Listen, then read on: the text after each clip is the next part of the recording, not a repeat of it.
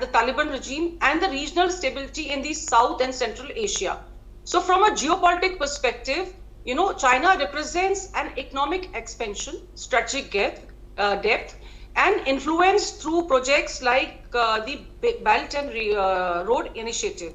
So for ISSK, attacking Chinese interest serves two objectives. First, to project itself as the only uncompromising jihadi force in Afghanistan, and secondly, to disrupt China's growing footprints in the Afghanistan, which was vacated by US. So politically also, this attack exposes the vulnerability of the Taliban, as Taliban claims that it has restored order, yet repeated attacks like this, especially on foreign targets, they undermine the narrative of Taliban regime. And the blast is a direct challenge to Taliban's authority, signaling that Kabul is yet not under full control of Taliban.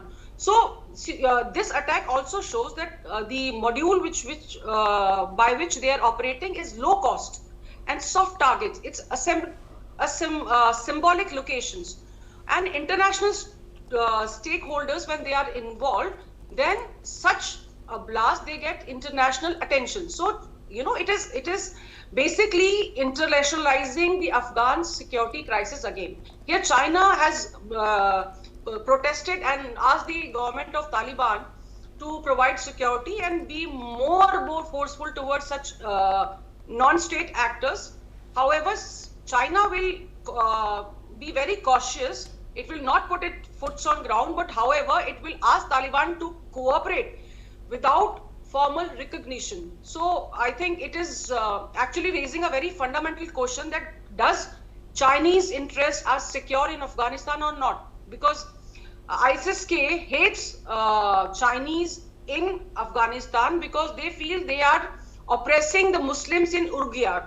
So such attacks will keep happening wherever Chinese people are involved. So we have to see how China reacts, and Taliban maintains its diplomatic and economic engagements with China. Thank you for highlighting that. And is this, you rightfully highlighted that this is very symbolic in part the location and how cheap this strategy, the things they used to in this making an impact using this strategy of one bomb towards this strategic location.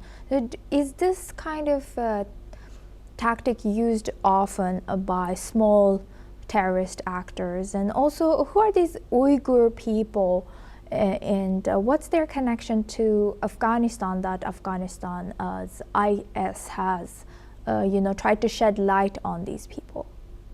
Okay, see, ISSK is a terrorist group which feels Taliban is not doing enough for Islam, as they are already in conversation with other governments which are non-Muslim. So they do not consider them as people from God. And secondly, China is portrayed as atheist and authoritarian power persecuting Muslims. So it is a provocation which ISSK is actually trying to inflict on China. Now China, since we understand, has a lot of regional foothold in areas in Middle East, also in Afghanistan and Pakistan, and it is creating a lot of infrastructure.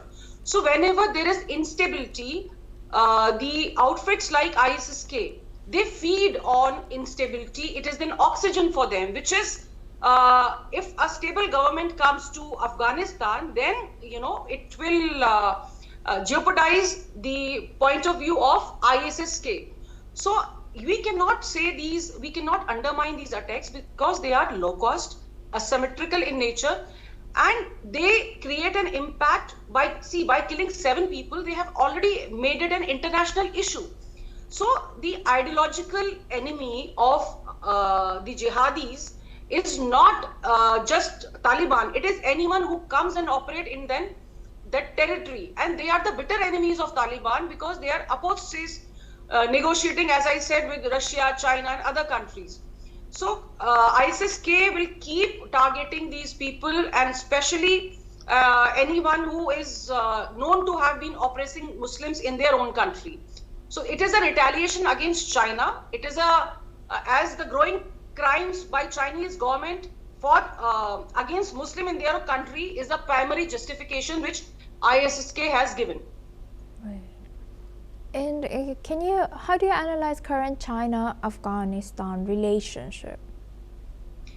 See, publicly, Afghan regime wants to have good relationships with China because this country is a dilapidated state, and China can actually give it some way, help it in making good infrastructure, helping them in making roads, buildings, dams, electricity, and other things. So diplomatically, Taliban wants good relationship with China. However, China also knows that this is a visible attack on China, but the real audience is Afghanistan Taliban. So ISSK is trying to say that you cannot protect your capital, you cannot protect your guest, you cannot protect your future.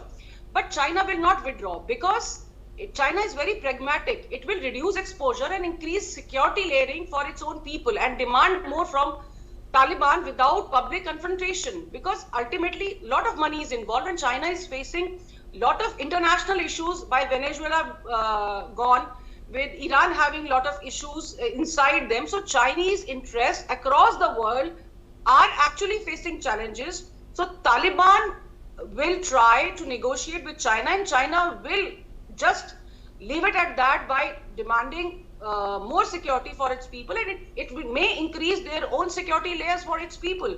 China has already cautioned the people not to venture out too much, and I think it is unlikely that China will outsource any security, but it will hold Afghanistan responsible for security of its own people.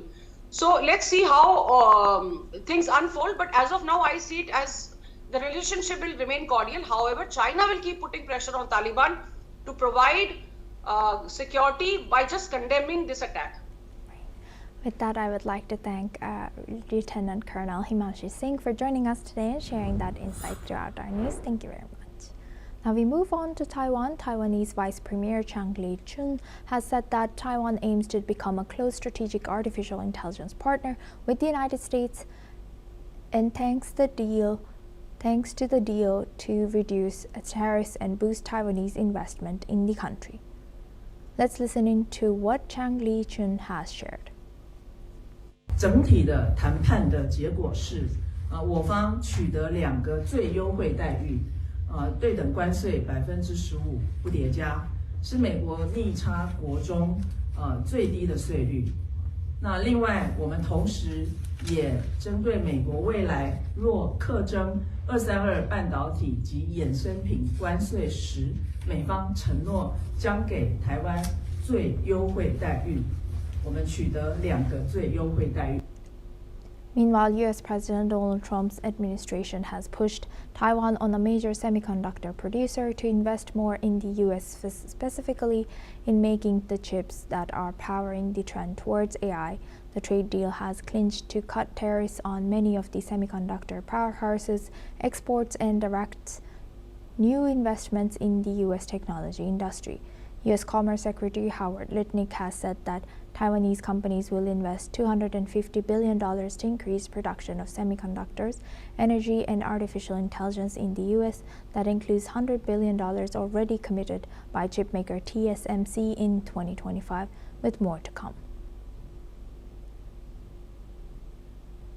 Now for this discussion, we welcome Dr. Satoru Nagao. He's a fellow at Hudson Institute, joins us live from Tokyo. Thank you very much, Dr. Nagao, for staying with us. Now, what more can you tell us about Taiwan eyeing more cooperation on AI and chips with U.S.? In this case, both the U.S. and Taiwan is preparing the Taiwan crisis. Because currently, not only the weapon, but also the many industrial machines start rely on the AI. But it looks like AI is software, but indeed the reality is AI has the hardware part. So without advanced semiconductors, AI cannot work well. So that's why supply line of the advanced level AI is important. But in this case, 90% of the supply of this advanced level AI, advanced level semiconductor, came from Taiwan. So that's why the world rely on Taiwan. But if China starts to blockade or invade Taiwan, supply chain of this advanced level semiconductor will be affected. And simply said, the US cannot get this semiconductor to making the weapon or increasing the high-level AI, something like that. All of these are affected by this supply chain. So as an answer, Taiwan will relocate their factories from Taiwan to the United States, and it will maintain the supply chain for the US military and the US industry to protect Taiwan. A little bit ironical situation is if the Taiwan relocate all factories of this advanced level semiconductor from Taiwan to the United States, the US do not worry about Taiwan, and their supply chain is invincible. But at the same time, there is no reason to protect Taiwan in case of this supply chain of the semiconductor.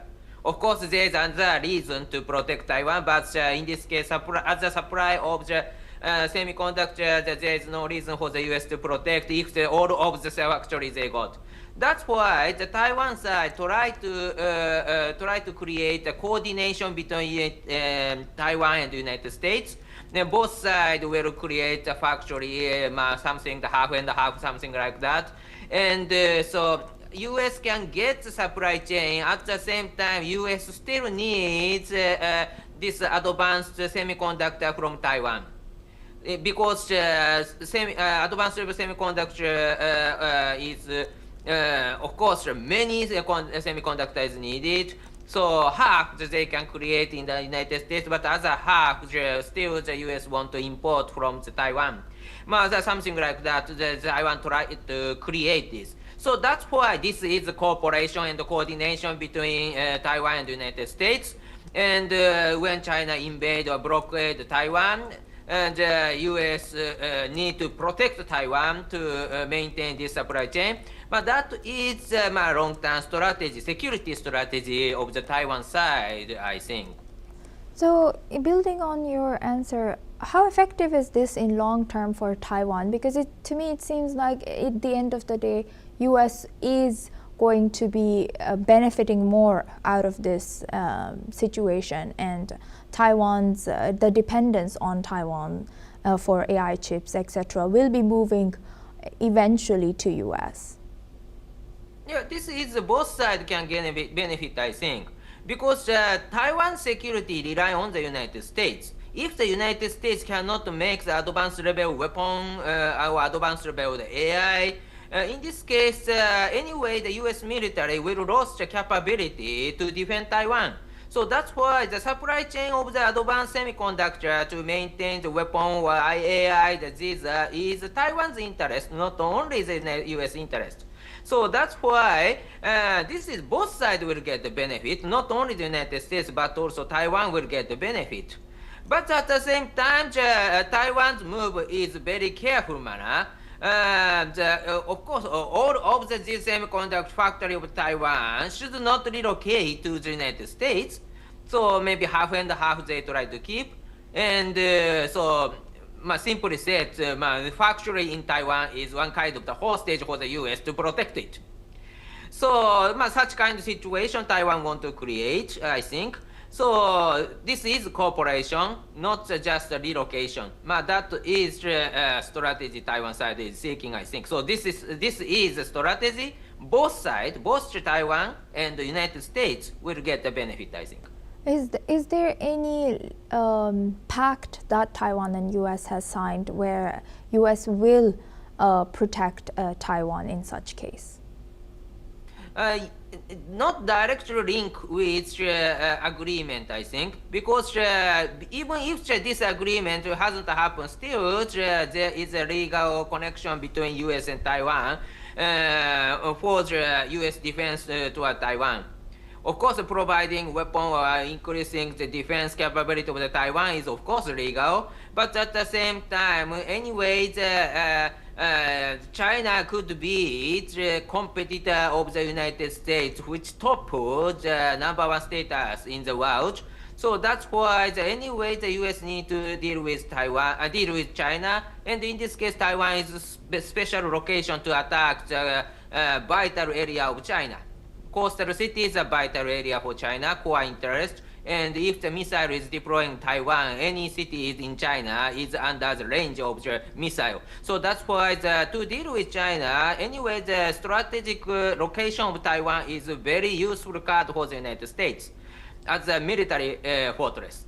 So that's why anyway, the U.S. has a reason to protect Taiwan.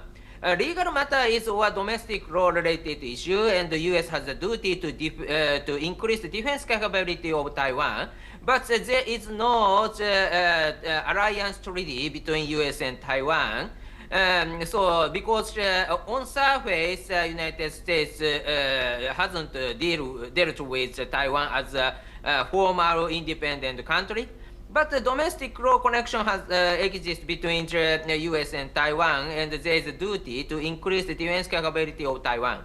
So that's why, anyway, the U.S. is selling weapons. This year, under the Trump administration, they sell a massive amount of the weapon to Taiwan. And China upset and try to conduct its exercises to blockade Taiwan the end of last year. So that kind of situation has happening. And so the U.S. shows will to increase the defense capability of Taiwan and the Trump administration just now. And so my legal connection is domestic law, but anyway, the view from the move, U.S. is still involved in the defense of Taiwan. With that, I would like to thank Dr. Satoru Nagao for joining us today from Tokyo and sharing that insight. Thank you very much. Now Thank you. Now we move the focus on to Nigeria.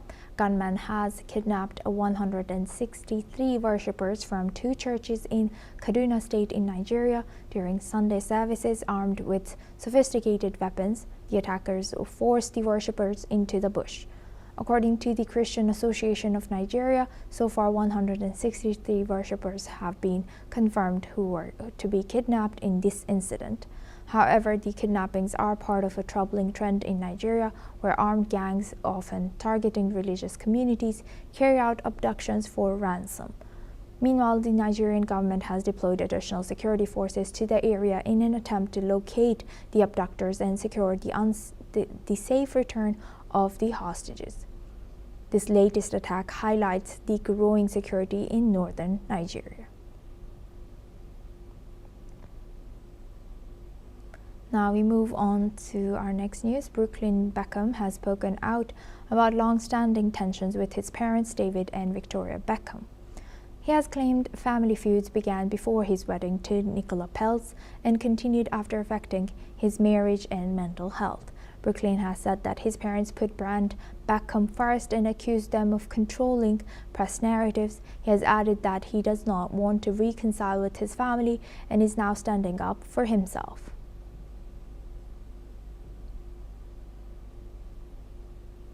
That's all we have time for. Keep watching NewsX World for more news updates from around the world.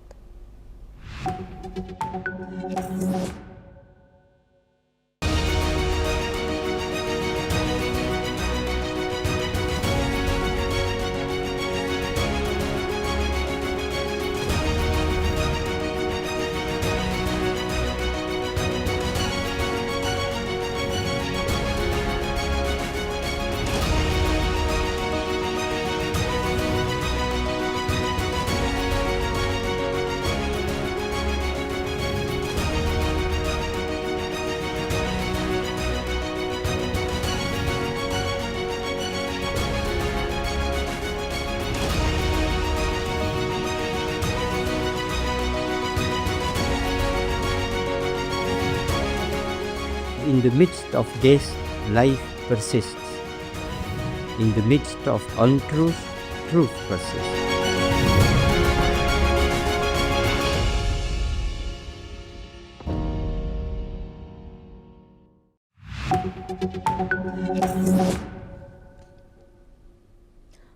welcome. I'm Kriti Mehta. You're watching the World Report on NewsX World. Let's take a look at the top headlines this hour. Prime Minister Keir Starmer says imposing tariffs on allies is wrong after President Donald Trump threatens duties over Greenland. Trump plans 10% tariffs by February, rising to 25% by June. Germany says Europe is preparing united countermeasures against President Donald Trump's tariff threats over Greenland. Berlin vows not to be blackmailed as European Union partners coordinate a joint response.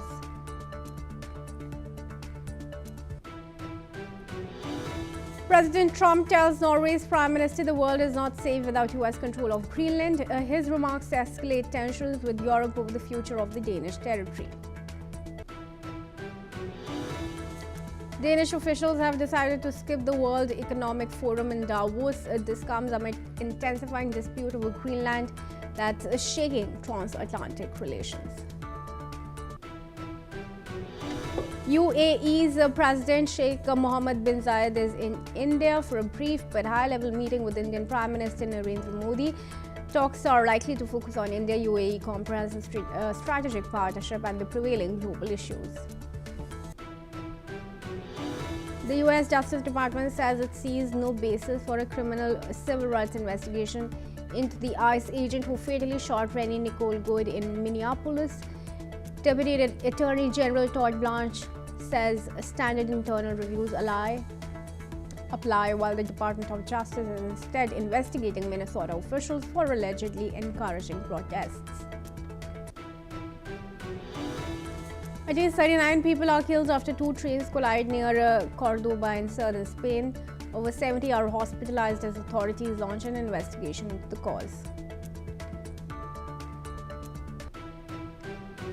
Syria declares a nationwide ceasefire with Kurdish-led forces after nearly 2 weeks of fighting. The deal integrates into SDF into the state institutions and restores government control over key regions.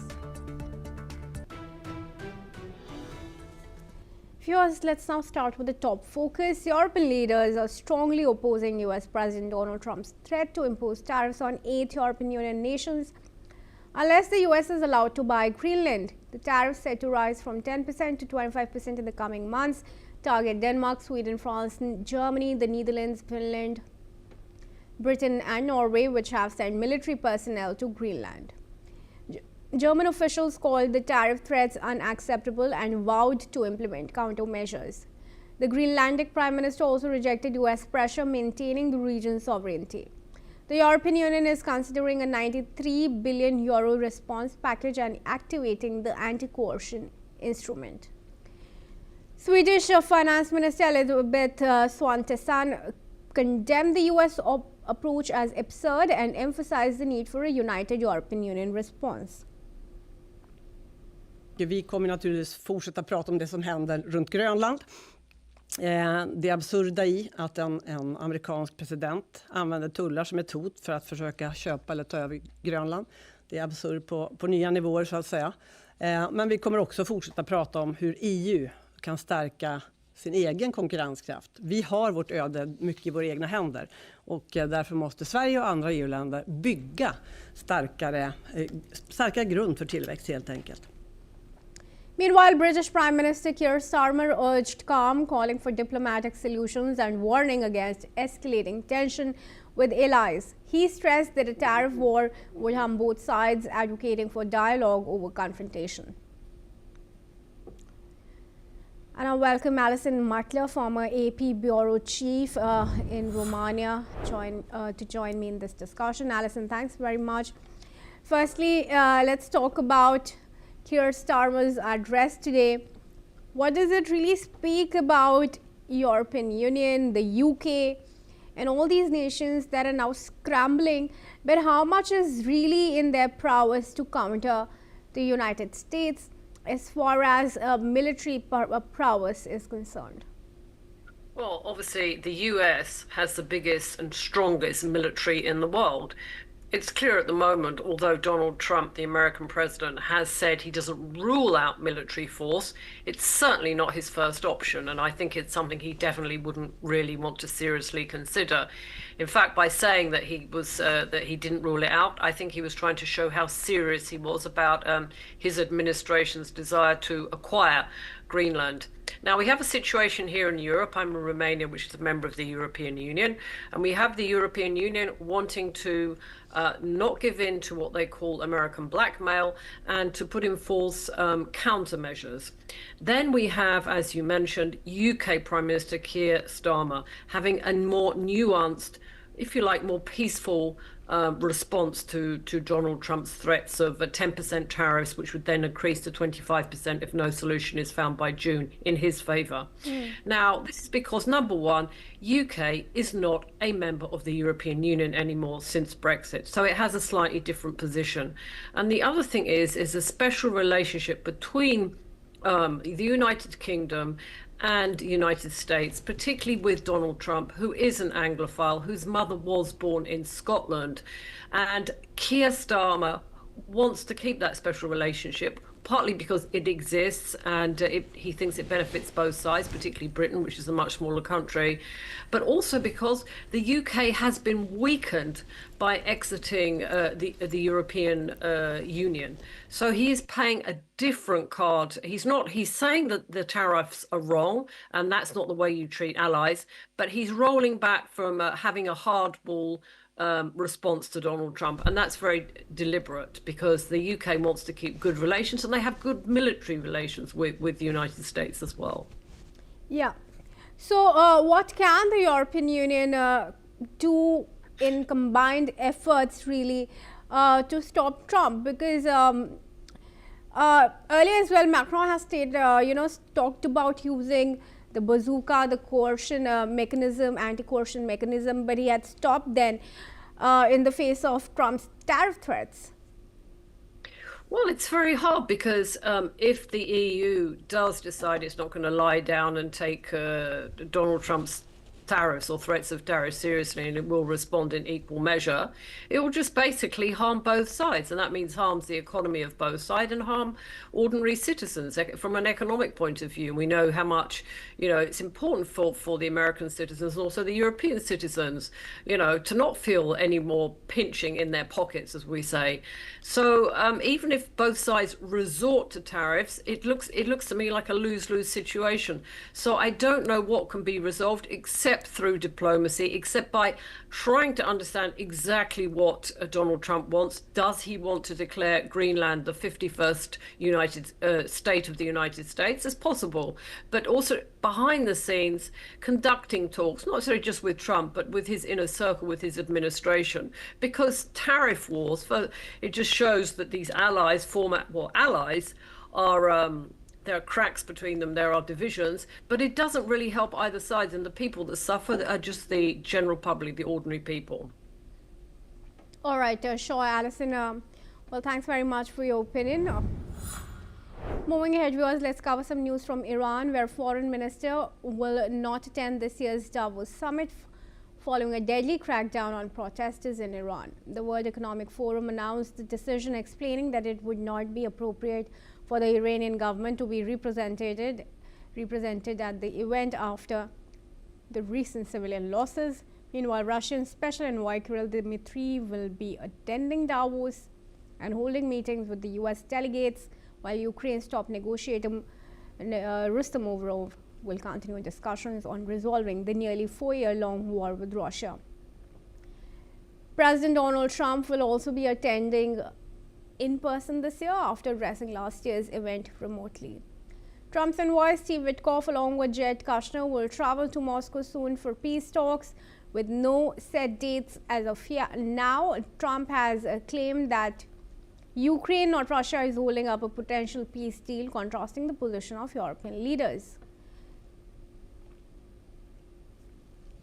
All right, viewers, crucial news now coming in.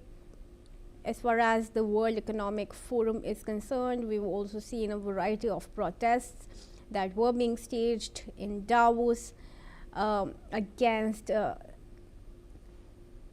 tariff threats and the attendance of Donald Trump in person in this year's World Economic Forum. What's noteworthy in the latest is that Iran will not be attending the World Economic Forum, though Russia and Ukraine will be. Now, joining me in this discussion is Professor Rohan Gunratna, who is international affairs expert from Singapore.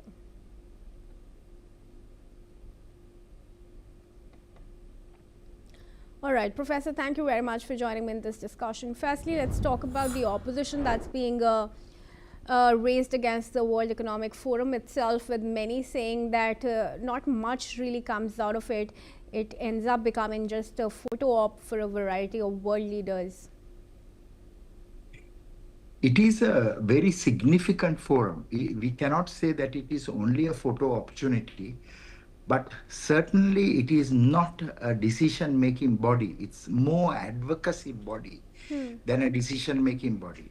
But I personally believe that it is so important in this day and age for such platforms to play a role, because you need to shape and influence the strategic landscape and the thinking of the people.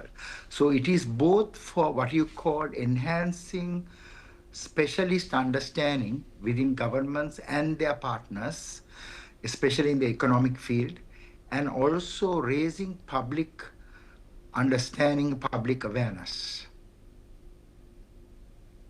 All right, sure. How do you see the fact that Donald Trump has now decided to join this year's forum in the face of his Board of Peace, where he's invited about 60 countries and expects them to pay $1 billion to stay for over 3 years?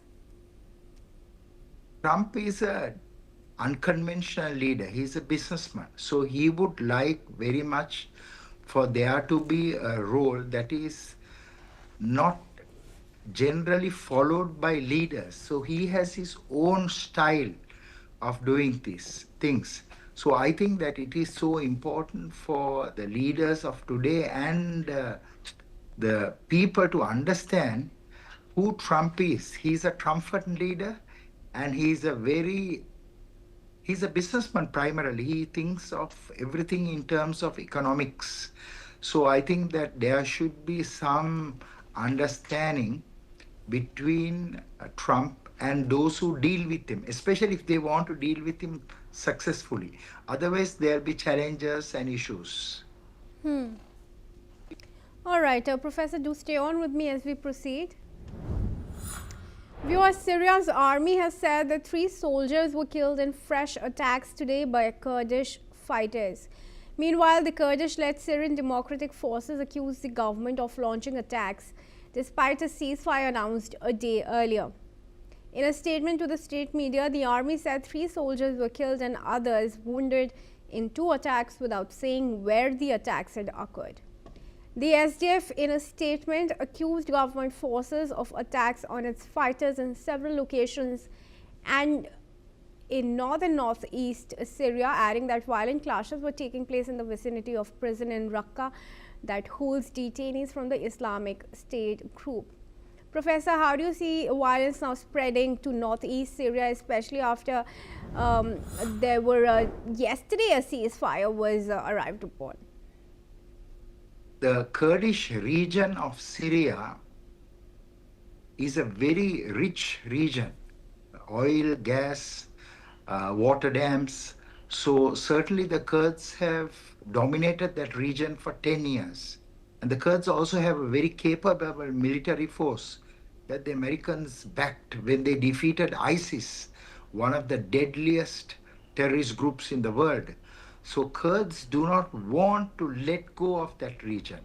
Of course, Ahmad al-Shara knows that for him to develop Syria, he needs access to those oil fields. And that is why he has used significant military capabilities and intervened in that region. So although there is an agreement, a 21-point plan that Ahmad al-Shara presented late last week, there is still no agreement from the heart on the part of the Kurdish leadership. So this region will remain an unstable region in the foreseeable future. This region, there are 3 districts or 3 provinces, of which One is occupied by the Kurds. The Kurds live there. The other two are Arabs. Those Arabs, they have supported Ahmad al-Shara's intervention. The Kurds have not. The Kurds want their independence. The Kurds want their autonomy. That is why I said that that region will be a region of conflict in the future. But there is a very important message for Ahmad al-Shara. That is, if he wants unity and stability of Turkey, he needs to have a better relationship with the minorities, whether they are the Kurds, the Druze, the Alawites, and the Christians. All these communities have suffered very significantly since Ahmad al-Shara came to power. So he needs to ensure that there's a presidential council of minority rights where those rights of the Christians, the Druze, the Alawites or the Shiites, and the Kurds are protected. Only then there will be stability and security of Syria in the long term. Professor, what do you make of the deal that has been signed by the Syrian president and the Kurdish groups? It is a very robust agreement. I reviewed it myself, but I want to say that it is not the letter of the agreement that counts. It is the spirit of the agreement. So in order for there to be stability and security, there must be friendship between Ahmad al-Shara and the Kurdish leaders. But if there are constant incursions and if there's fighting, if there are attacks of Kurds, the same way 2,500 Shias were killed, a number of Druze were killed, a number of Christians were killed, then there will be no stability. So that agreement is important. On paper, it looks very good, but in spirit, the Kurds Kurds and Ahmad al-Shara must develop a genuine friendship. A country like Syria should be able to give more to the minorities so that the minorities will feel comfortable and will have a lasting, enduring relationship with the central government. Do you think the fact that the Kurds have been asked to hand over the oil fields to the Syrian army and the forces, SDF, that's going to, make them happy or appease them? Because what does that really leave them with as far as resources are concerned? Kurds are very unhappy about it because now the resources, the revenue from the oil fields will go to all communities in Syria. Previously, the Kurds benefited largely from it. And there's another aspect that we haven't discussed, and that is there are about 30 to 40,000 ISIS members who are detained by the Kurds. So I only hope that these ISIS members will be rehabilitated and they'll be reintegrated peacefully, and they will not become a future security threat to the stability of either the Kurdish region or the rest of Syria or the world. So I think Ahmad al-Shara taking over the Kurdish regions, he has to do it in a very systematic and a very careful and in a far-reaching way, because it's true that he has got the oil fields, but he's also inheriting 30 to 40,000 ISIS prisoners whom the central government will have to manage from this point onwards. All right, then, Professor, thank you very much for joining me in this discussion at NewsX World. Moving ahead, viewers, we have some news now coming in from Nepal, where Kathmandu Metropolitan City Mayor Balendra Shah Balen has resigned from his post to contest Nepal's March 5 parliamentary election. After formally resigning from the post, Balen joined the Rashtriya Swatantra Party led by Ravi Lamichhane, which has declared him as its prime ministerial candidate. According to reports, he is contesting the general election from the Jhapa 5 constituency in eastern Nepal's Koshi province, where he will challenge Communist Party of Nepal chairman and recently deposed Prime Minister KP Sharma Oli. Oli resigned on September 9 following violent protests by the youth-led Gen Z group against his government over corruption and a ban on social media. After Oli's resignation, the Gen Z youths had asked Balen to take charge of the caretaker government. 35-year-old rapper turned politician had declined to lead the interim government, saying he would rather head the government by contesting the parliamentary election for a full term.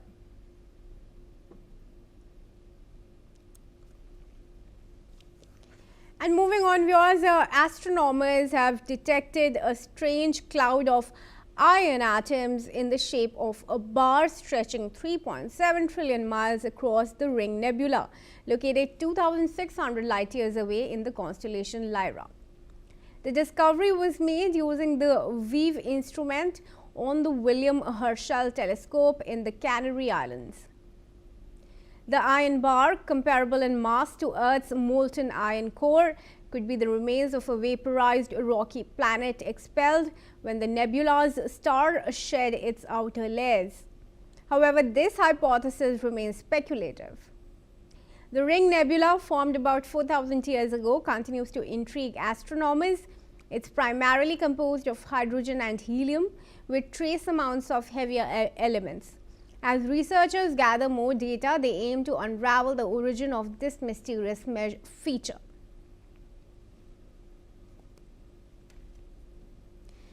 And moving on, viewers, this tragic news from Spain we are tracking.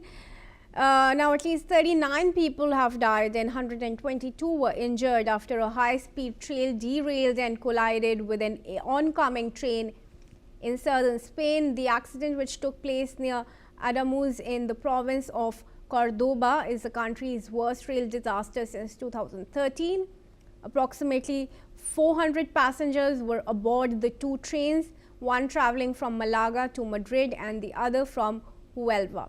The trains were operating at high speeds, with one traveling at about 200 km per hour at the time of impact. Survivors of the crash described scenes of chaos and horror. Let's listen into what survivors, family members and the survivors across Red Cross officials have said. Entonces yo me empecé a levantar un poco y ahí es cuando dije ya esto yo viajo mucho en tren y esto no es normal. Y ahí es cuando me dio a mi hermana. O sea, la busqué y fue el último momento que yo recuerdo antes de que todo estuviera oscuro.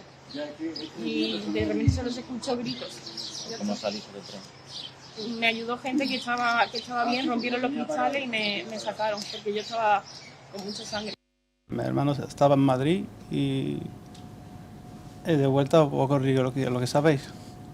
Nosotros en familia no recibimos una llamada de un sanitario porque él había perdido el móvil en el accidente y hemos venido por lo puesto. Hemos montado un centro de atención, ¿no?, a todas aquellas personas que están en busca de información, en búsqueda de personas con las cuales no han podido todavía contactar, y es el punto más cercano al lugar del accidente en el cual lo hemos podido montar, dado que el acceso a la vía está totalmente restringido y además es un camino, en este caso, de servicio, y no es factible que puedan acercarse tanto, mientras además todavía están trabajando los equipos de rescate, ¿no? El lugar de acceso para las ambulancias pues era difícil, no es un camino ancho, es un camino de un solo sentido, y entonces la coordinación de entradas y salidas de las ambulancias fue un poco más compleja, y luego, por supuesto, también los autobuses, ¿no?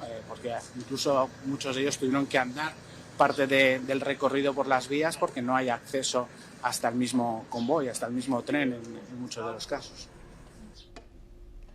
With that, viewers, it's a wrap on this edition of the World Report on NewsX World. Stay tuned for all international news and updates right here.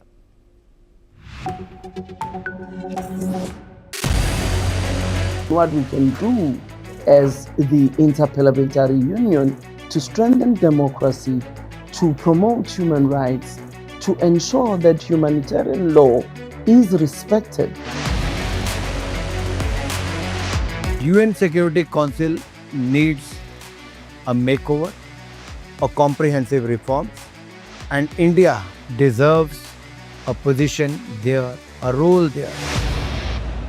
Prime Minister Modi during Operation Sindoor made it amply clear that war has never been India's choice. We are with the side of peace. We are neither neutral nor indifferent. We are with peace.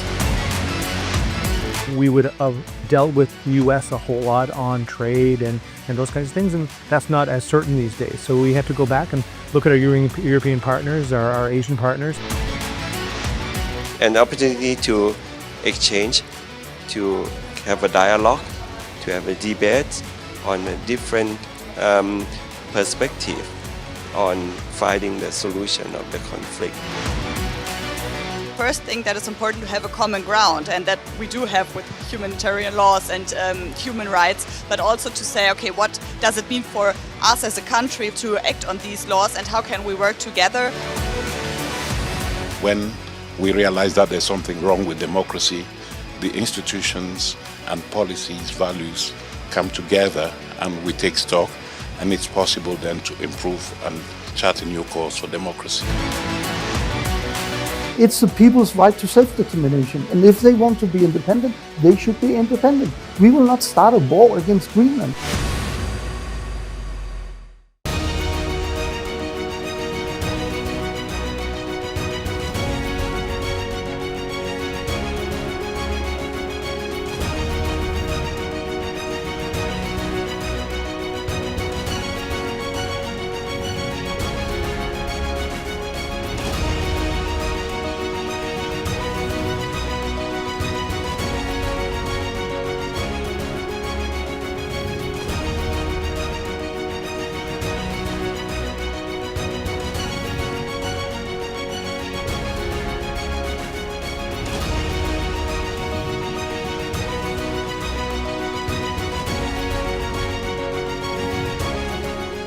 In the midst of this, life persists.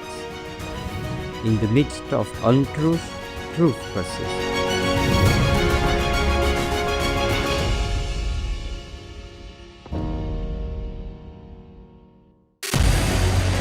What we can do as the Interparliamentary Union to strengthen democracy, to promote human rights, to ensure that humanitarian law is respected. UN Security Council needs a makeover, a comprehensive reform, and India deserves a position there, a role there. Prime Minister Modi during Operation Sindoor made it amply clear that war has never been India's choice. We are with the side of peace. We are neither neutral nor indifferent. We are with peace. We would have dealt with US a whole lot on trade and those kinds of things, and that's not as certain these days. So we have to go back and look at our European partners, our Asian partners. An opportunity to exchange, to have a dialogue, to have a debate on a different perspective on finding the solution of the conflict. First thing that is important to have a common ground, and that we do have with humanitarian laws and human rights, but also to say, okay, what does it mean for us as a country to act on these laws and how can we work together? When we realize that there's something wrong with democracy, the institutions and policies, values come together and we take stock, and it's possible then to improve and chart a new course for democracy. It's the people's right to self-determination, and if they want to be independent, they should be independent. We will not start a war against Greenland.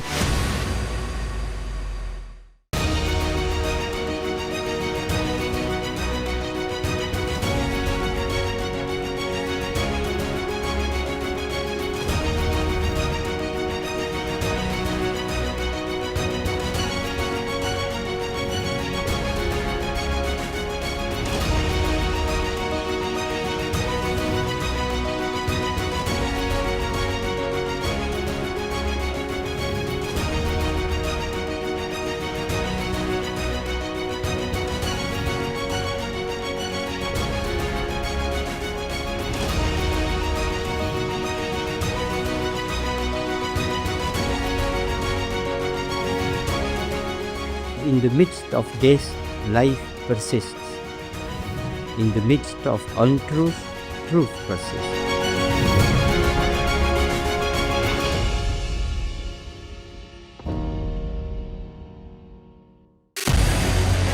What we can do as the Interparliamentary Union to strengthen democracy, to promote human rights, to ensure that humanitarian law is respected. UN Security Council needs a makeover, a comprehensive reform, and India deserves a position there, a role there. Prime Minister Modi during Operation Sindoor made it amply clear that war has never been India's choice. We are with the side of peace. We are neither neutral nor indifferent. We are with peace. We would have dealt with the US a whole lot on trade and those kinds of things, and that's not as certain these days. So we have to go back and look at our European partners, our Asian partners. An opportunity to exchange, to have a dialogue, to have a debate on a different perspective on finding the solution of the conflict. First thing that is important to have a common ground, and that we do have with humanitarian laws and human rights, but also to say, okay, what does it mean for us as a country to act on these laws and how can we work together? When we realize that there's something wrong with democracy, the institutions and policies, values come together and we take stock, and it's possible then to improve and chart a new course for democracy. It's the people's right to self-determination, and if they want to be independent, they should be independent. We will not start a war against Greenland.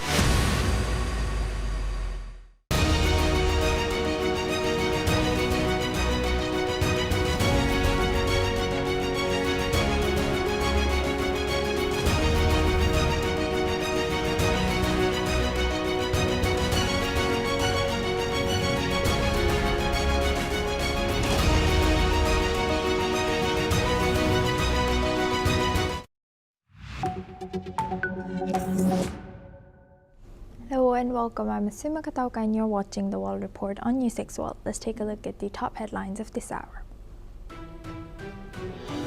Australia is poised to pass new laws to enable a national gun buyback and tighten background checks for gun licenses in response to the country's worst mass shooting in decades at a Jewish festival last month. Danish soldiers have arrived as part of the Arctic Endurance military exercise in Greenland's Kangerlussuaq, as US President Donald Trump intensified his push to wrest sovereignty over the Arctic island from fellow NATO member Denmark.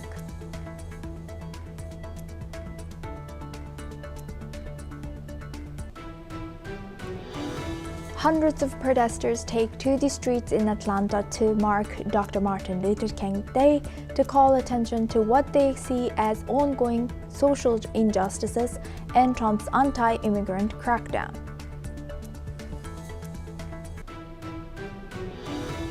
At the World Economic Forum in Davos, a meeting was held between Oman's economy minister, Dr. Said Mohammed Al-Sakri, and Hong Kong's Financial Secretary Paul Chan-mo-po. They have said that financial market connectivity between Hong Kong and Oman could boost mutual growth and called for stock exchanges and regulators to explore cooperation.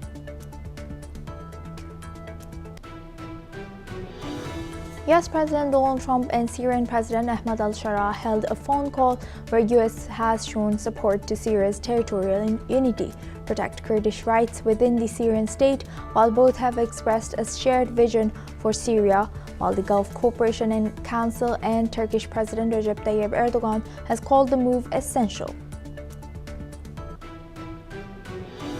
Jordan's Deputy Prime Minister and Foreign Minister Ayman Safadi held separate phone calls with Saudi Foreign Minister Prince Faisal bin Farhan and Turkish Foreign Minister Hakan Fidan to discuss regional developments, including the situation in Gaza, and to strengthen coordination.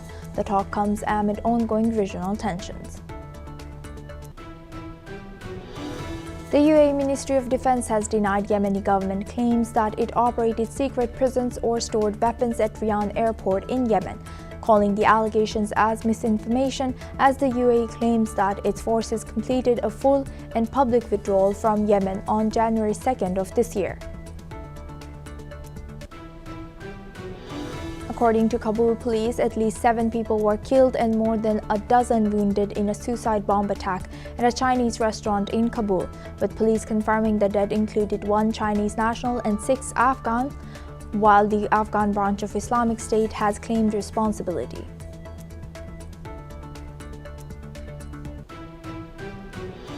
Now for this hour, we start with US and EU. US President Donald Trump has stated that he believes European leaders will not strongly oppose his efforts to buy Greenland. Speaking to reporters in Florida, Trump has emphasized the strategic importance of acquiring the territory, arguing that Denmark is unable to adequately protect it. He has added that the issue would be discussed at this week's World Economic Forum in Davos. Trump has praised Denmark and its leaders, but noted that they do not have a strong presence in Greenland. Let's in fact listen into what he has shared. I don't think they're going to push back too much. Look, we have to have it. They have to have this done. They can protect it. Denmark, they're wonderful people. And I know the leaders, they're very good people, but they don't even go there. And, you know, because the boat went there 500 years ago and then left, that doesn't give you title to property. So we'll be talking about it with the various people. We've had tremendous success, and I've done more for NATO than anybody else. Now for this discussion, we welcome Mr. Peter Baum. He's the editor at Weekly Blitz, joins us live from London. Thank you very much, Mr. Baum, for joining us. Good to see you. Pleasure. Thank you. Now looking at this, as we see Trump emphasize so confidently that he thinks Europe is not going to push back on his idea of US buying or US acquiring Greenland. Is he out of touch perhaps with what is happening, what is the situation on the ground, and also how European leaders have, held on or I don't think he's out of touch, but let's just look to the background of why this is happening and what Trump's reaction has been and how the European leaders have so far reacted.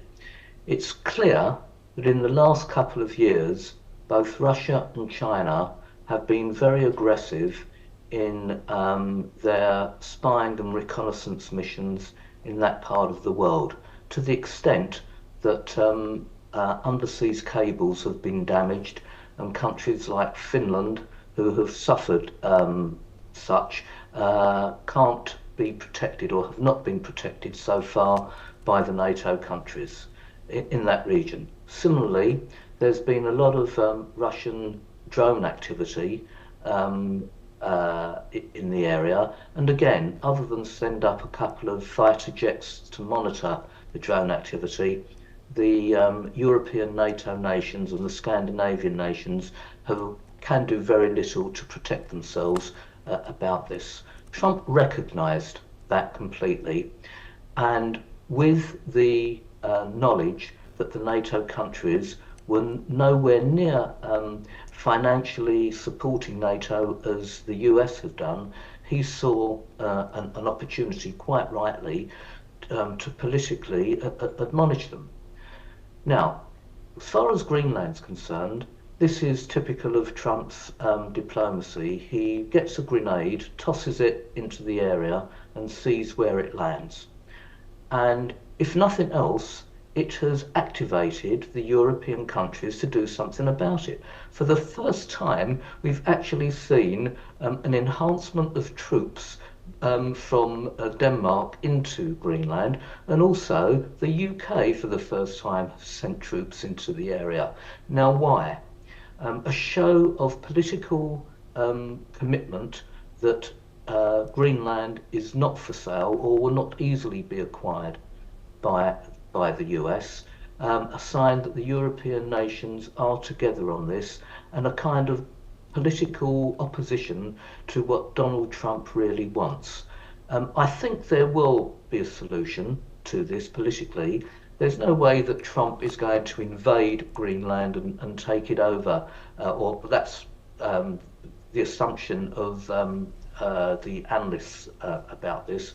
But there is now a realization that the European countries have got to get their act together in support of those countries that have been impacted by Russia and China's involvement in that region. To date, they have not been.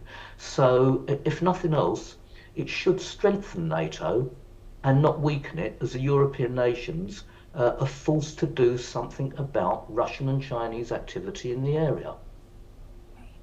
And how do you analyze their capability as of now? As of now, very poor. As of now, to be quite frank with you, and the US have recognised this. And frankly, why the US are doing this is because they want to dilute the influence of both Russia and China in that part of the world, which is rich in natural resources and which the NATO countries should have full control. This is why Trump has acted in the political haste, let's say, and not very diplomatic in, as I've said before, using the analogy of tossing a grenade into the area, see where it lands and see how the European nations behave. And to be fair to him, they have acted very swiftly.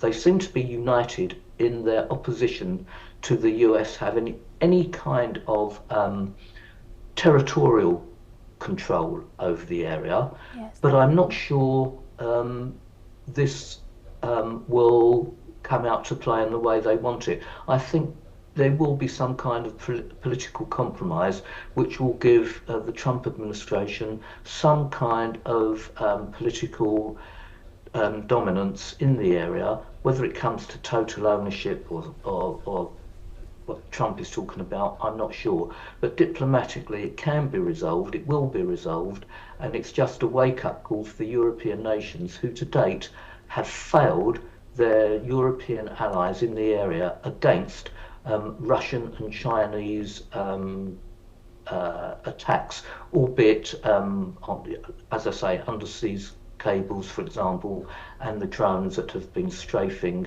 Poland, Norway, Sweden, Denmark, etc. Thank you very much, Mr. Baum, for sharing that insight. Please stay with us as we come back to you for our next discussion as well. Now, moving on to France. France has rejected US President Donald Trump's offer to join his proposed Board of Peace for Gaza, citing serious concerns over its powers and impact on the United Nations framework.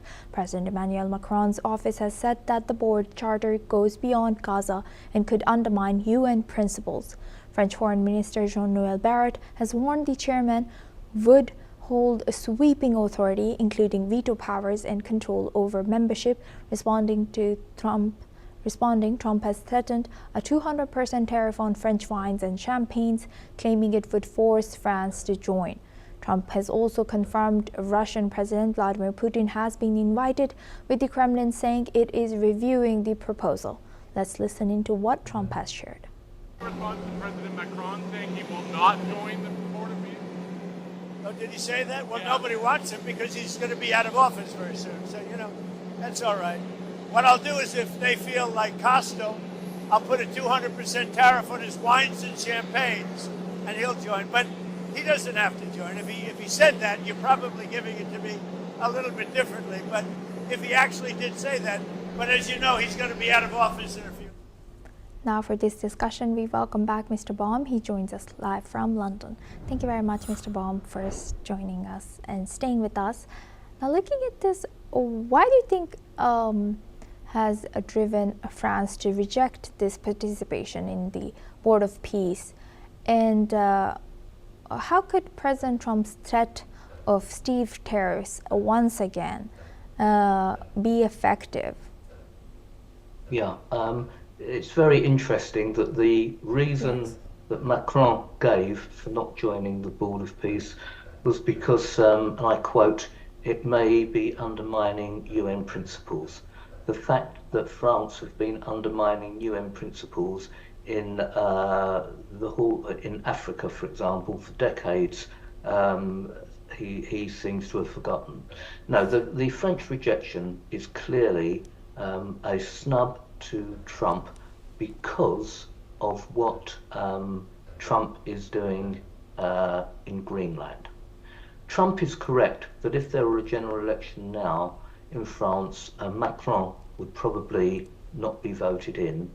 And I guess Macron sees his strong opposition to Trump as appealing to the domestic base in France, which is split on Trump, but probably veers towards an anti-Trump view. So there are a number of reasons that Macron has done this, but it really is for the domestic audience rather than for the greater good, which is to ensure that peace continues in Gaza.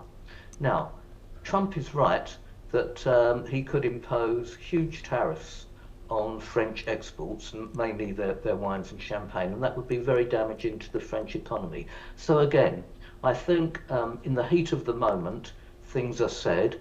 I don't think Macron is being politically astute in this, and I'm sure at some stage, with or without France, there will be sufficient support for the Gaza peace plan from other nations that will not need any French troops there, nor it matters not whether France supports the initiative or doesn't support the initiative. It will continue to proceed, maybe with not as much support as Trump would have liked, but nevertheless it will continue to proceed. I gather some other nations, such as Pakistan, may even be involved in putting troops into the area, which would be very interesting given Pakistan's anti-Israeli politics over the last 3 decades, and being a Muslim nation too. Yes. But nevertheless, the French rejection clearly is a snub to Trump because of what he's doing in Greenland. And Mr. Bond, what about Russia? If Russia does join, how do you think that would look like?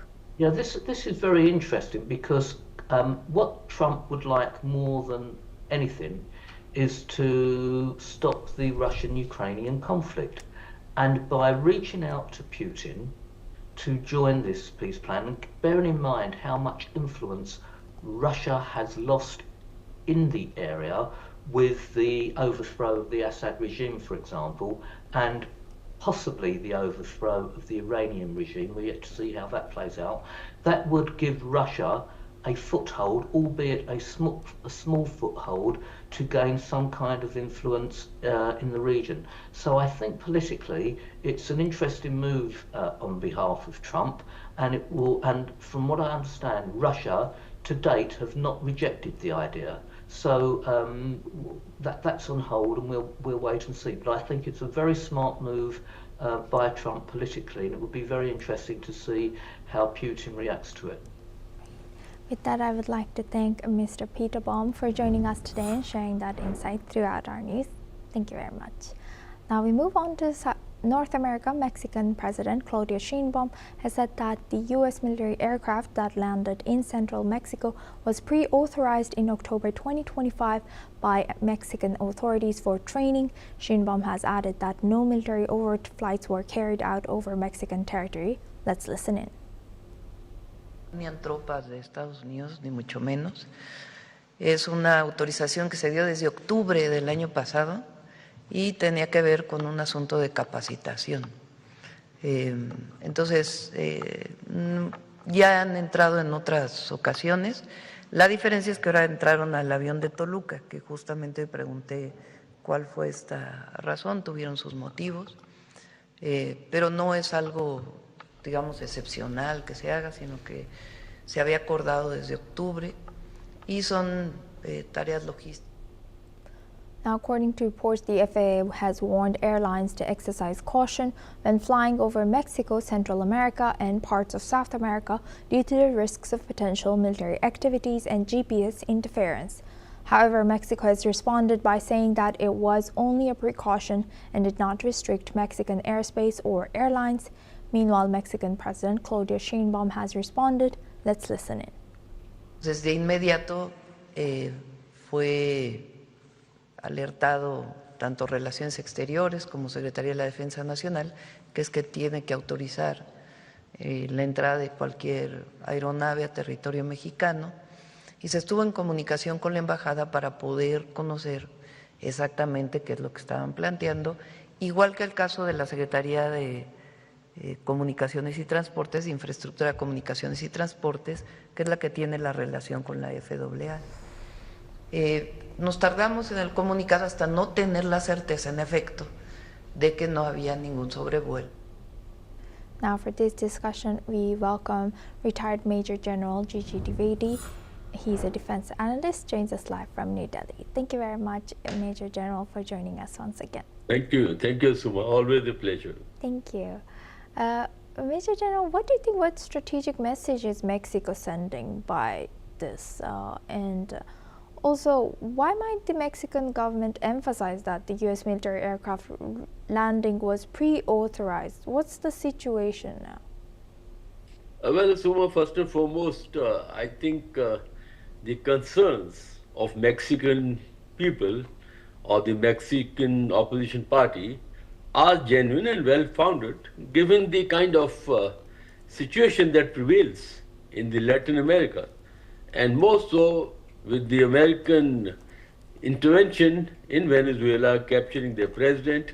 Well, it sets a very difficult and unprecedented kind of activity. Now, this issue of America's forces doing access very close to the Mexican border, actually it has been pre-intimated, because as far as my reading of the issue is concerned, I think American had intimated in October that they'll be carrying out exercises, and that is the general protocol. And that's exactly the Mexican president, Sheinbaum, has said that they had the prior intimation about these exercises, and therefore this is as per the protocol. And one transport aircraft of America landed in the Toluca airport, which is very close to the Mexico City. Well, that caused a lot of concern and possibly some kind of rumor mongering. Now, this has been put at rest, and also the American authorities have instructed the American Air Force to take due precautions so that the Mexican airspace is not violated, or there is no threat that is felt amongst the Mexican government or the Mexican people.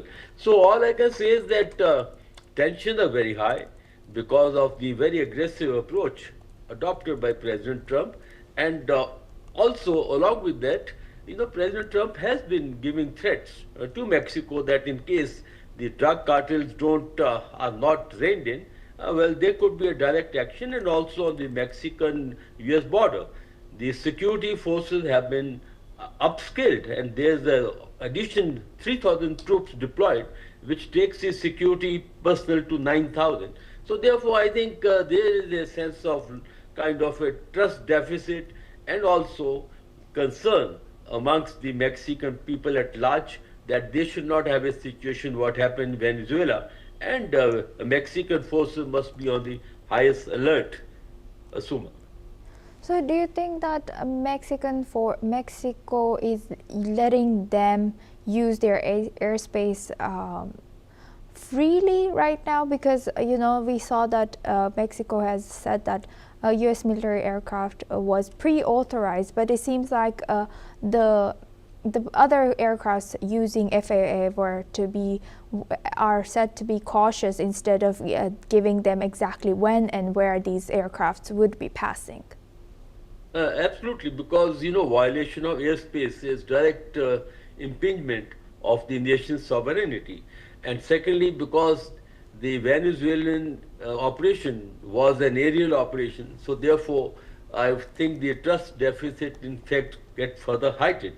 But the point is, when the nations do exercises, they always inform the other side, and also in this case, as the exercises are being conducted very close to the Mexican borders, so therefore it's quite in order that in case their pre-intimation is there to use the Mexican facilities for logistics, well, that is part of the normal protocol, and that's exactly, I think, what has happened, because that's what the President of Mexico had said, that there was a pre-intimation and also there was a pre-agreement on this issue.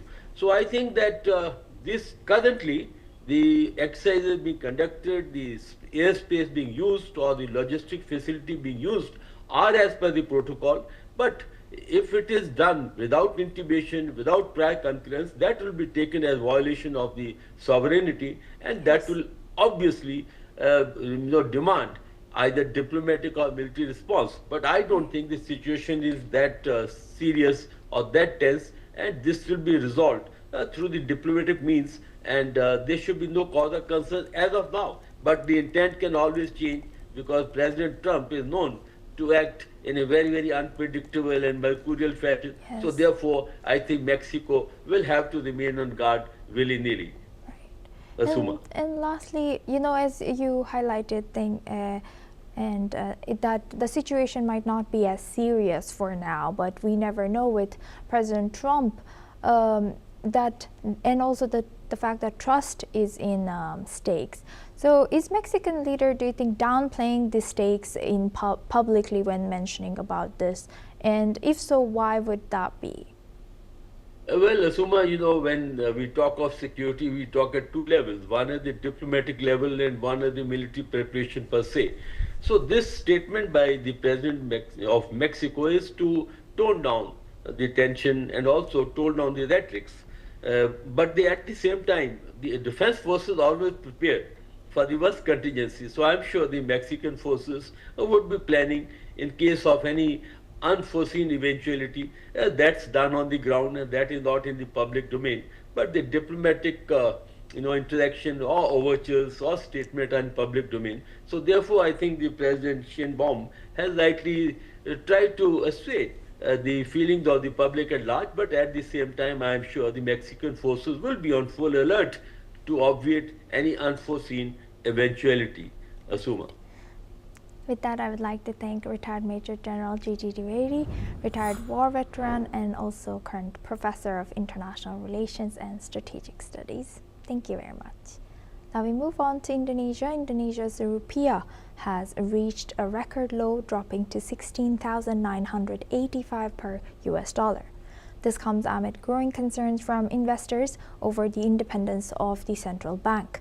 The currency has fallen nearly 2% in January and 3.5% in 2025. Meanwhile, the drop follows President Prabowo Subianto's nomination of his nephew, Thomas Dijiwandono, for the Bank Indonesia's Board of Governors. According to reports, as concerns rise over the widening budget deficit and the country's fiscal health, the central bank is expected to keep interest rates steady in its upcoming policy meeting. However, the nomination has been raising fears of potential pressure on Bank Indonesia's independence, adding to the economic instability. Now we move on to Taiwan. Taiwanese Vice Premier Chang Li-chun has said that Taiwan aims to become a close strategic artificial intelligence partner with the United States, as the deal will be reducing tariffs and boost Taiwanese investment in the country. Meanwhile, U.S. President Donald Trump's administration has pushed Taiwan, on a major semiconductor producer, to invest more in the U.S., specifically in making the chips that are powering the trend towards AI. The trade deal has clinched to cut tariffs on many of the semiconductor powerhouses, exports, and directs new investments in the U.S. technologies industry. U.S. Commerce Secretary Howard Lutnick has said that Taiwanese companies will invest $250 billion to increase production of semiconductors, energy, and artificial intelligence in the U.S. That includes $100 billion already committed by chipmaker TSMC in 2025, with more to come. Let's listen into what Vice Premier has shared. 我们希望要落实总统所提出来的两大战略目标，一是平衡台美贸易逆差，二是我们要从贸易逆差的谈判进一步升级为能够建构未来台美在高科技产业合作的战略伙伴关系。这并不是供应链外移而是支持我国的高科技产业以加法甚至以乘法来延伸产业的实力来扩大在美国的有利的。That's all we have time for. Keep watching NewsX World for more news updates from around the world.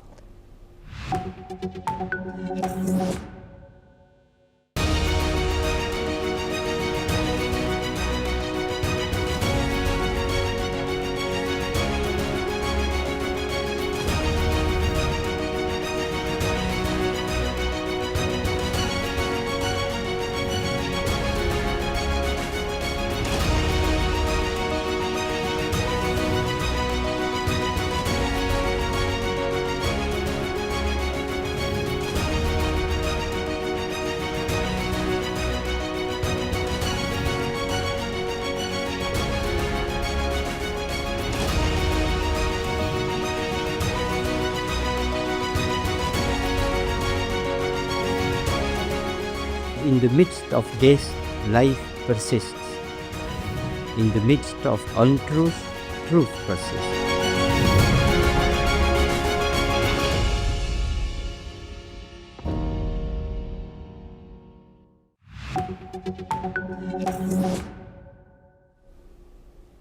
Hello and welcome. I'm Asuma Katauka and you're watching the World Report on NewsX World. Let's take a look at the top headlines of this hour. Australia is poised to pass new laws to enable a national gun buyback and tighten background checks for gun licenses in response to the country's worst mass shooting in decades at a Jewish festival last month. Danish soldiers arrived as part of the Arctic Endurance military exercise in Greenland's Kangerlussuaq as U.S. President Donald Trump intensified his push to wrest sovereignty over the Arctic island from fellow NATO member Denmark.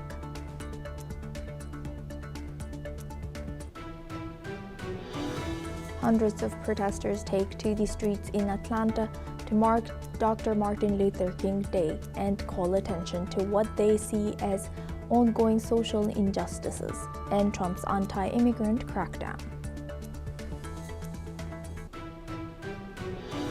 US President Donald Trump and Syrian President Ahmed al-Sharaa held a phone call where US has shown support to Syria's territorial unity, protect Kurdish rights within the Syrian state, while both expressed a shared vision for Syria. Meanwhile, the Gulf Cooperation Council and Turkish President Recep Tayyip Erdogan called the move essential. Jordan's Deputy Prime Minister and Foreign Minister Ayman Safadi held a separate phone call with Saudi Foreign Minister Prince Faisal bin Farhan and Turkish Foreign Minister Hakan Fidan to discuss regional developments including the situation in Gaza and to strengthen coordination. The talk comes amid ongoing regional tensions. The UAE Ministry of Defense has denied Yemeni government claims that it operated secret prisons or stored weapons at Riyadh airport in Yemen, calling the allegation as misinformation as the UAE claims that its forces completed a full and public withdrawal from Yemen on January 2nd of this year. According to Kabul police, at least 7 people were killed and more than a dozen wounded in a suicide bomb attack at a Chinese restaurant in Kabul, with police confirming the dead included 1 Chinese national and 6 Afghan, while the Afghan branch of Islamic State has claimed responsibility. Taiwan aims to build a democratic high-tech supply chain with the United States and form a strategic AI partnership under the new terrorist deal it sealed with Washington last week, according to Taiwan's Vice Premier Chang Li-chun.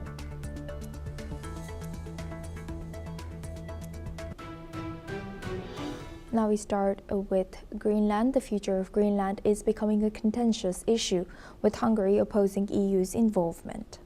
Hungarian Foreign Minister Peter Szijjártó stated that the matter should remain a bilateral issue between the US and Denmark. His comments come as US President Donald Trump continues his push for Greenland sovereignty despite Denmark's opposition.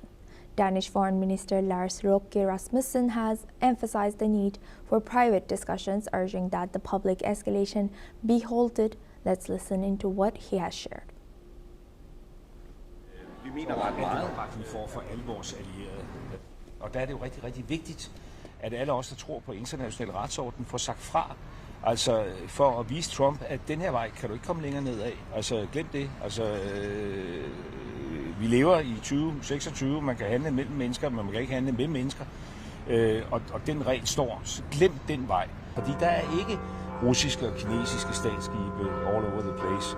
Og Danmark har sammen med Grønland holdt kinesiske investeringer ude. Fordi det handler jo om at få sendt det signal til den amerikanske præsident.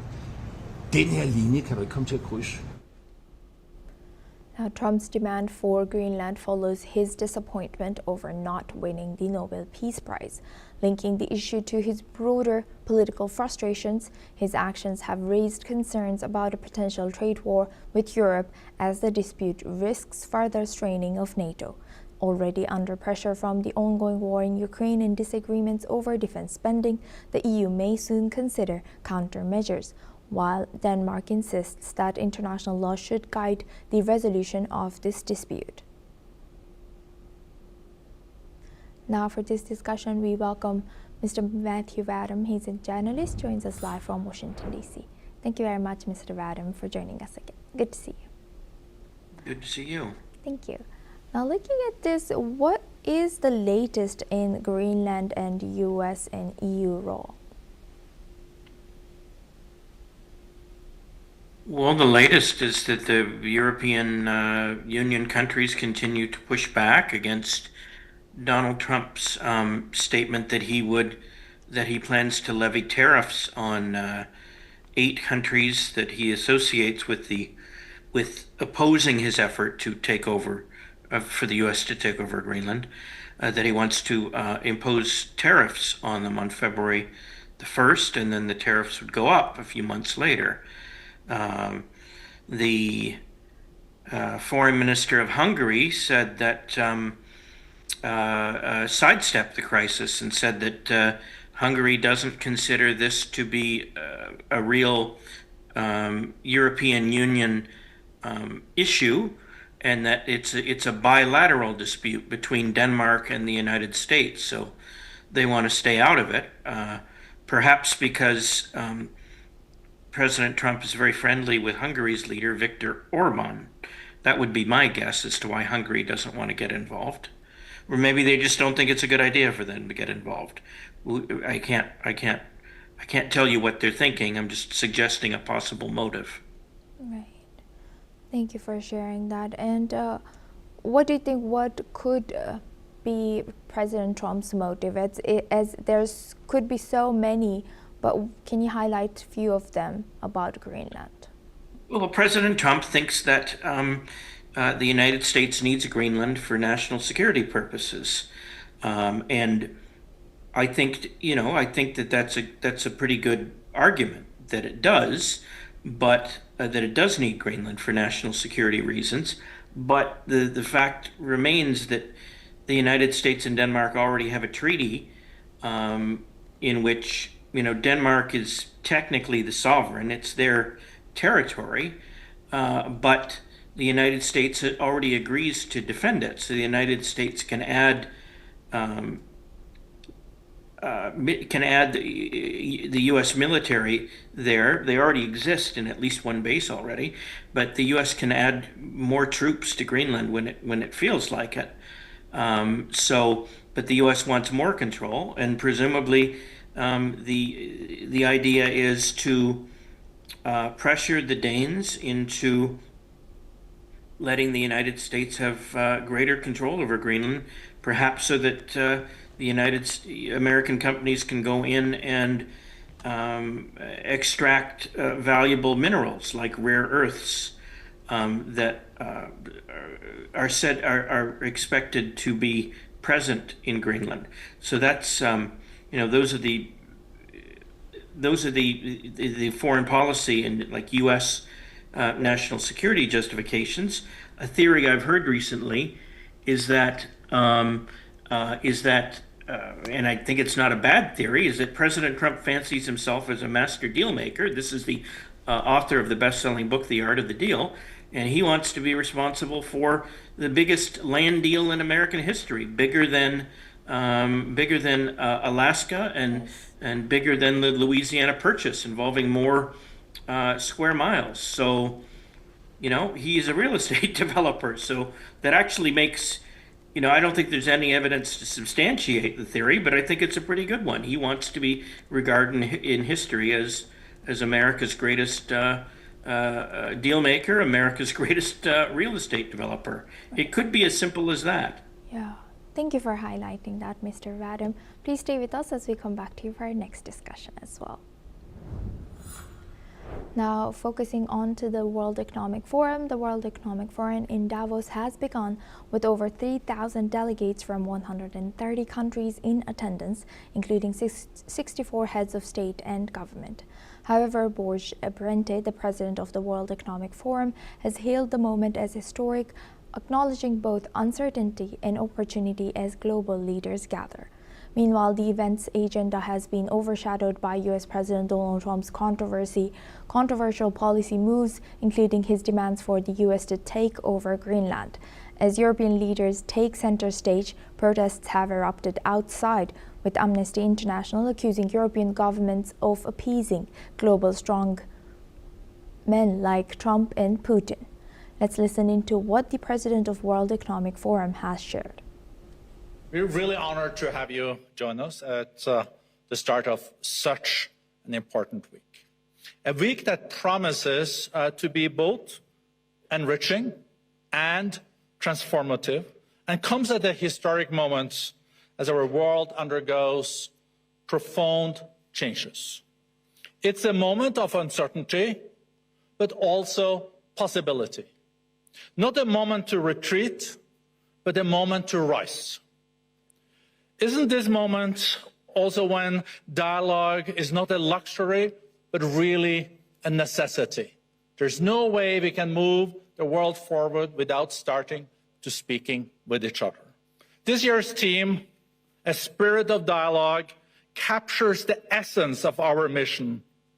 I envision the 3,000 participants here in Davos working in concert to drive positive change, and I count on each of you. Now for this discussion, we welcome back Mr. Matthew Vadum. Also, we welcome Dr. Asta Chada. She is joining us from Kyoto, Japan. First, I'd like to go to Dr. Chada for my first question. And thank you once again for joining us. Dr. Chada, how should global leaders interpret this mix of uncertainty that's highlighted in, the World Economic Forum's head? We just heard him speak, and then this opportunity highlighted also by the World Economic Forum's president of this year. Well, thank you for having me here to discuss this topic. Asuma, look, that they are highlighting on one hand the fact that there is spirit of dialogue, which means there is a point of convergence of interests for all parties involved, whether we're talking about states or we're talking about international organizations or we're talking about businesses. All of them should prioritize the fact that there is an interconnectedness. When we're talking about a contested world order, there needs to be establishment of trust. There is a shift of alliances. There is a move towards multipolarity. So those new realities should be taken into account.